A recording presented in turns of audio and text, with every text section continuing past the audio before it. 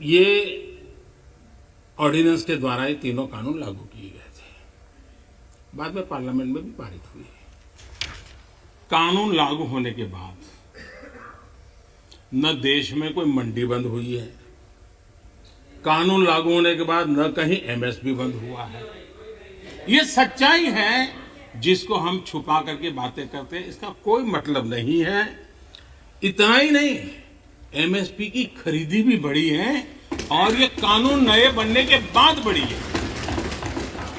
माननीय अध्यक्ष जी, ये हो हल्ला, ये आवाज, ये रुकावटें डालने का प्रयास एक सोची समझी रणनीति के तहत है। और सोची समझी रणनीति ये है कि जो झूठ फैलाया है, जो अफवाहें फैलाई हैं, उसका पर्दाफाश हो जाएगा, सत्य वहां पहुंच जाएगा तो उनका टिकना भारी हो जाएगा। और इसलिए हो हल्ला करते रहो, जैसा बाहर करते हैं वैसा अंदर भी करते रहो, यही खेल चलता रहा है। लेकिन इससे कभी भी आप लोगों का विश्वास नहीं जीत पाओगे, मान के चलो।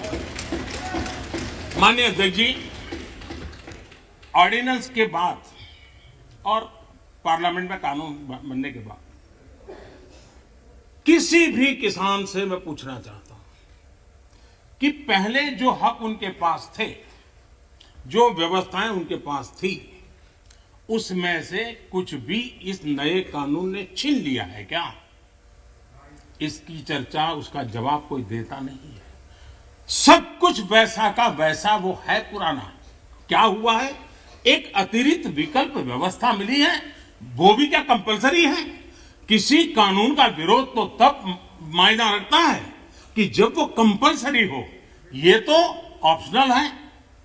आपको मर्जी पड़े यहां जाना है जाइए, आपको मर्जी पड़े वहां नहीं जाना है वहां जाइए, जहां ज्यादा फायदा हो वहां किसान चला जाए, ये व्यवस्था की गई है। और इसलिए प्लीज अधीर रंजन जी, अब ज्यादा हो रहा है। अधीर रंजन जी प्लीज, अब ज्यादा हो रहा है, अब ज्यादा हो रहा है।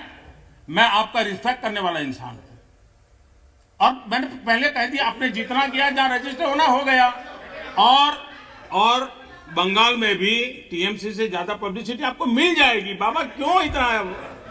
हाँ दादा, देखो मैं बता दिया, चिंता मत करो, मैंने बता दिया।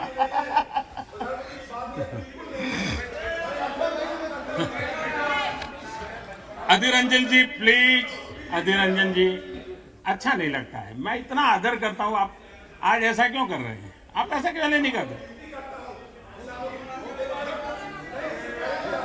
अरे भाई, हद से ज्यादा क्यों कर रहे हो आप? Please Adhir Ranjan ji, please. माननीय सदस्य दादा प्लीज। ये नए कानून अध्यक्ष जी किसी भी के लिए बंधन करता नहीं है। ऐसे कानून है, उनके लिए ऑप्शन है, और जहां ऑप्शन है वहां विरोध के लिए कोई कारण ही नहीं बनता है। हां, ऐसा कोई कानून जो ऐसे थोप दिया हो, उसके लिए विरोध का कारण बनता है। और इसलिए मैं कहता हूं लोगों को, और मैं देख रहा हूं आंदोलन का एक नया तरीका है। क्या तरीका है? आंदोलनकारी जो होते हैं वो ऐसे तरीके नहीं अपनाते हैं। आंदोलन जीवी होते हैं वो ऐसे तरीके अपनाते हैं, और वो कहते हैं ऐसा हुआ तो ऐसा होगा, ऐसा होगा तो ऐसा होगा, ऐसा होगा तो ऐसा होगा। अरे भाई, जो कुछ हुआ ही नहीं, जो होना नहीं है, उसका भय पैदा कर करके, और पिछले कई सालों से लगातार सुप्रीम कोर्ट का एक जजमेंट आ जाए, कोई निर्णय नहीं हुआ है, और एकदम से तूफान खड़ा कर दिया जाए, आग लगा दी जाए देश में।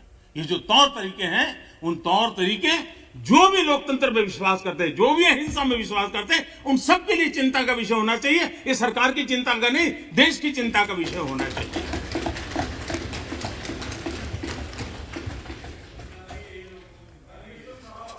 इस प्लीज, बाद में समय मिलेगा आपको। नो माननीय अध्यक्ष जी प्लीज, ये तरीका ठीक नहीं। माननीय अध्यक्ष जी, आप समझ, पुरानी मंडियों पर भी कोई पाबंदी नहीं है।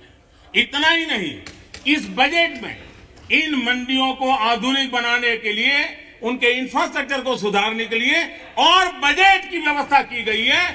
और उस बजट के माध्यम से माननीय अध्यक्ष जी, ये जो हमारे निर्णय है वो सर्वजन हिताय सर्वजन सुखाय की भावना के साथ लिए गए।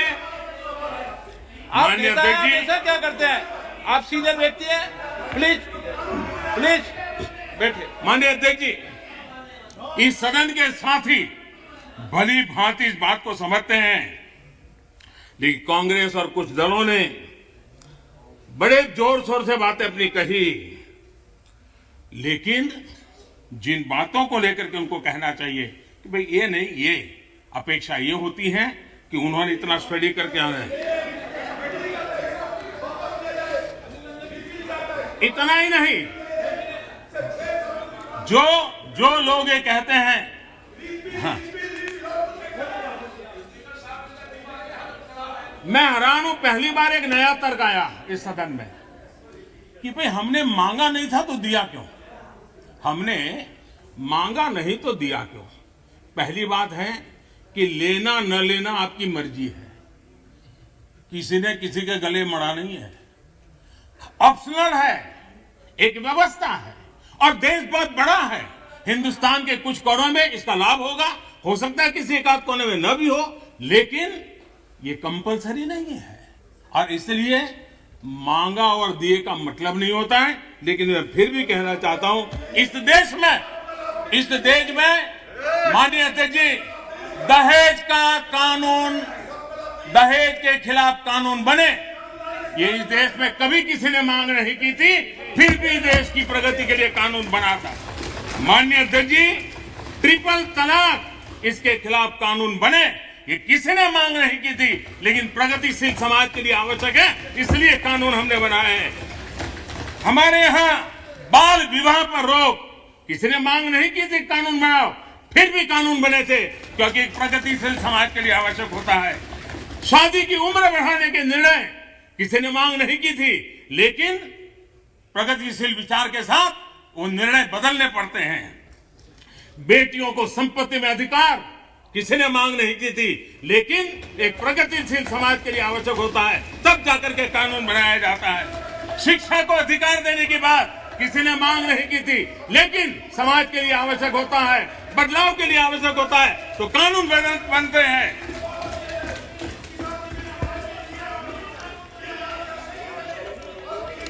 क्या कभी भी इतने सुधार हुए, सब बदलते हुए समाज ने इसको स्वीकार किया कि नहीं किया, ये दुनिया पूरी तरह जानती है।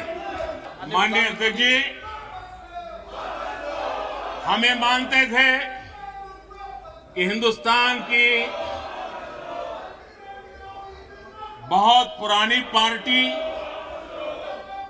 कांग्रेस पार्टी, जिसने करीब करीब 6 दशक तक इस देश में एक चक्री शासन किया, ये पार्टी का ये हाल हो गया है कि पार्टी का राज्यसभा का तबका एक तरफ चलता है और पार्टी का लोकसभा का तबका दूसरी तरफ चलता है।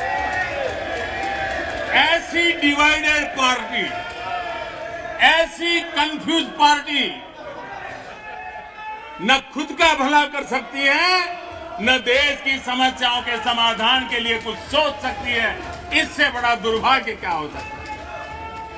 कांग्रेस पार्टी राज्यसभा में भी है, कांग्रेस पार्टी के वरिष्ठ नेता राज्यसभा में बैठे हैं, लेकिन वो एक बहुत आनंद और उमंग के साथ वाद विवाद करते हैं, विस्तार से चर्चा करते हैं, अपनी बात रखते हैं। और यही कांग्रेस पार्टी का दूसरा तबका अब समय तय करेगा। माननीय अध्यक्ष जी,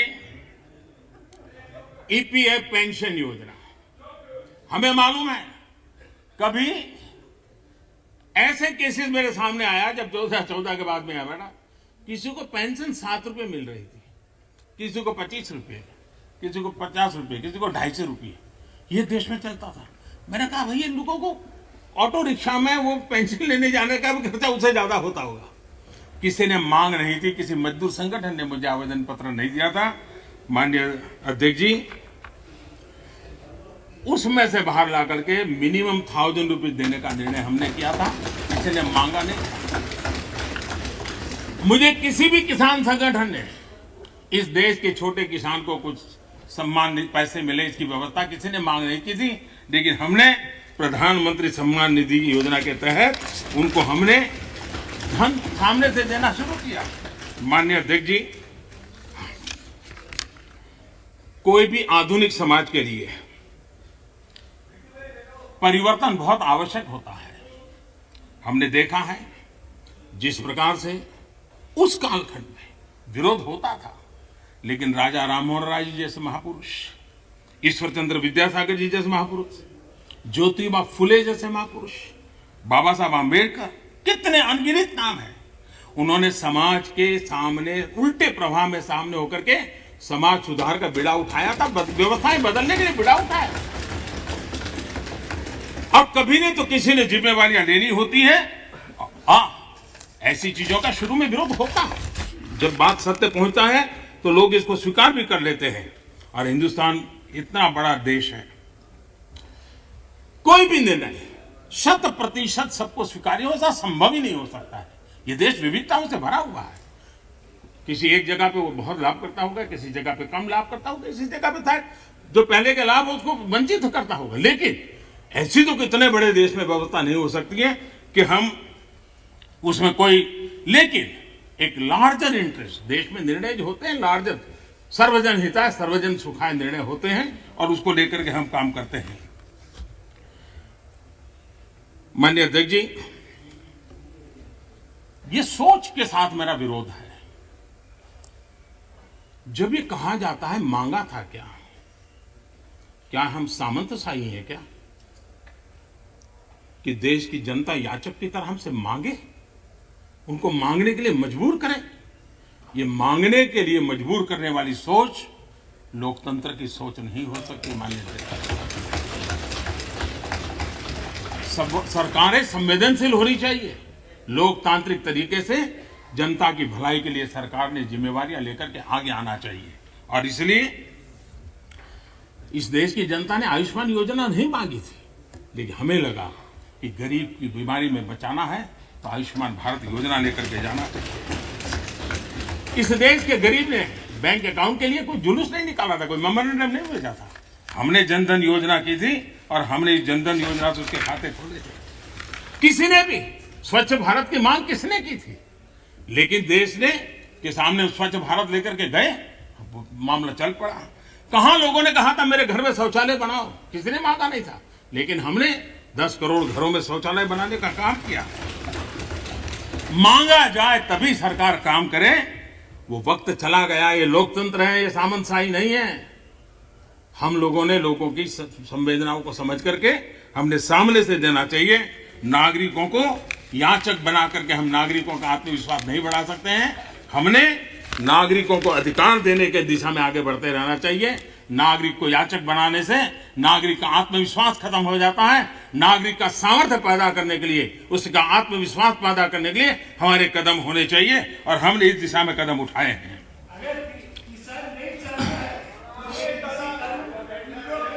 सरकार, एक मिनट दादा, अरे सुनो दादा, अरे दादा वही मैं कह रहा हूं, दादा मैं वही कह रहा हूं, जो नहीं चाहता है वो उसका उपयोग ना करे, उसके पास पुरानी व्यवस्था है। यही आप बुद्धिमान लोगों को इतना ही छोटा मुझे समझाना है कि उसको नहीं चाहिए तो पुरानी व्यवस्था है, पुरानी व्यवस्था चली नहीं गई है। माननीय अध्यक्ष जी, एक बात हम जानते हैं, हम सब इस बातों से, जो ठहरा हुआ पानी होता है वो बीमारी पैदा करता है। बहता हुआ पानी है जो जीवन को भर देता है, उमंग से भर देता है। जो चलता है चलता रहे, चलने दो, अरे यार कोई आएगा तो करेगा, ऐसे थोड़ा चलता है। ये जिम्मेवारियां लेनी चाहिए, देश की आवश्यकता के अनुसार निर्णय करने चाहिए।